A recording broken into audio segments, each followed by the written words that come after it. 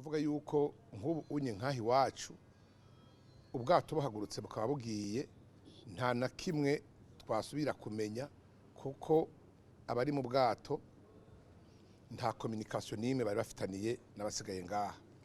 Icyo ni ikintu ca mbere, gushiraho tour de contrôle zikorana, tugashiraho n'uburyo bwo gutuma tumanako amakuru bumwe, no kuvuga uri i Mombasa akagira uburyo bwo gutuma tumanako n'uri ngahe Bujumbura, naho umwe ari mu kiyaga uwundi akaba ari mw'ibahari, kubera dukora umwuga umwe.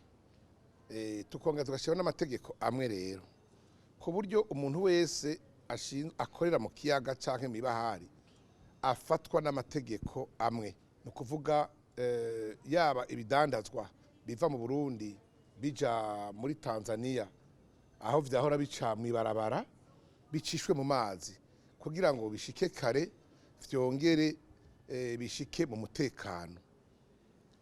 Twongere tuce turaba ukuntu no gutwara abantu ubu unye vyasa n'ivyahagaze bisubire, kuko murabona neza yuko amabarabara atera agorana. Tumenyereza abantu kurya biri mu bihugu vya Buraya, aho meme na tourisme isubira kugaruka, abantu bakaza kwinezereza bakoresheje ikiyaga ca Tanganyika, kuko baracabitinya. Murabona neza ko atabwato bukihaza.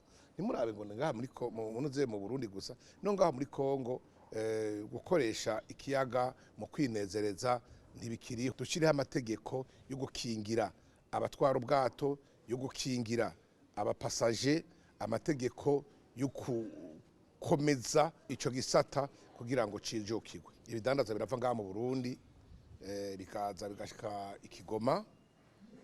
Ntituzi ngo ibidandaza bije i Burundi bishitse ikigoma bifatwa gute, abadandaza bacu eske baroroherezwa, mbega nta cokorwa kugira ngo barushirizeho koroherezwa kugira ngo bahurumbire iki kiyaga.